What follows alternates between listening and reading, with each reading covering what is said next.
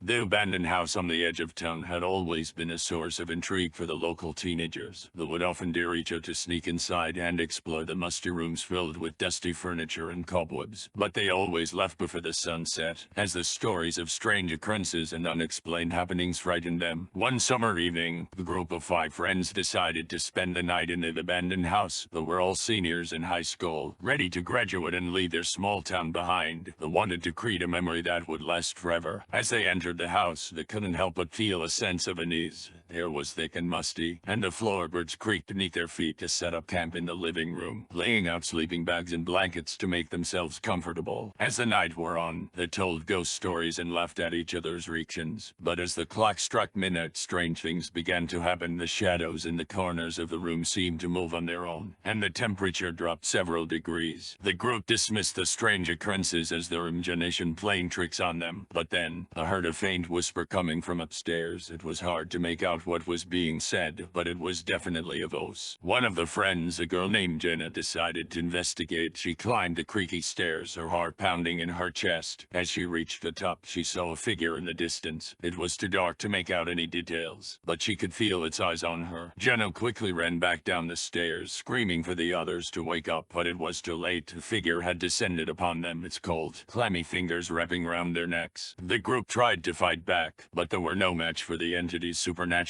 strength. The next day, the police were called to the scene. They found the bodies of the 5 friends, their eyes wide open in terror. The house was quickly condemned, and a team of paranormal investigators was brought in to explore the strange occurrences. What they found was beyond their wildest imagination. The investigators attempted to cleanse the house of the evil presence, but it was too powerful. They eventually had to see the house shut, hoping that no one would ever attempt to enter it again. But the legend of the abandoned house continued to spread over the years. Numerous people attempted to enter it, hoping to see for themselves the supernatural occurrences that had claimed the lives of the 5 teenagers, but none ever returned, and the house remained a place of darkness and terror. That was until a group of college students decided to explore the abandoned house. They had heard the legends and wanted to see for themselves if it were true. Arrived at the house just before sunset, decided to explore its dark, haunted halls. As they entered the house, they felt the same sense of unease that the previous group had experienced. As they explored the house, strange things began to happen. Doors slammed shut on their own, and they could hear faint whispers coming from the shadows. But they pushed their fear aside, determined to solve the mystery of the abandoned house. I apologize for the abrupt ending. It seems that the story got cut off. Here's the complete version of the horror story. As they explored the house, strange things began to happen. Doors slammed shut on their own, and they could hear faint whispers coming from the shadows. But they pushed their fear aside, determined to solve the mystery of the abandoned house. They soon found themselves in the basement, surrounded by strange symbols etched into the walls. It was then that they heard a faint chanting coming from somewhere in the darkness. As they followed the sound, they found themselves in a large chamber, illuminated by candles. In the center of the room, they saw a group of people, all dressed in black robes. The group of college students froze in terror as the robed figures turned to face them. They could feel evil energy emanating from them, and they knew that they were in grave danger. Suddenly, the robed figures began to chant in unison, their voices growing louder and more intense. The students could feel a powerful force building in the room, and they knew that they needed to get out of there as fast as possible. They turned to run, but the robed figures had anticipated their escape. They blocked the exit, leaving the students trapped in the room with them. The chanting grew louder and more frenzied. Then the students could feel their energy being drained away. They knew that they were being sacrificed to some ancient entity, and there was nothing they could do to stop it. As their energy was drained away, the robed figures began to transform. Their eyes turned red, and their skin became leathery and wrinkled. They grew wings and horns, and their bodies contorted into grotesque demonic forms. The students screamed in terror as the demonic figures descended upon them, tearing them apart with their razor-sharp claws. The last thing the students saw was the glowing eyes of the robed figures as they consumed their souls and added them to their ranks. The next day, the police were called to investigate the disappearance of the college students, but they found no trace of them, and the abandoned house was once again sealed shut. The legend of the abandoned house continued to spread, and it became known as a place of darkness and terror. No one dared to enter it again for fear of suffering the same fate as the previous groups who had dared to venture inside. But the demonic figures still lurked within the walls, waiting for their next victims to arrive, and the legend of the abandoned house would continue to haunt the town for years to come.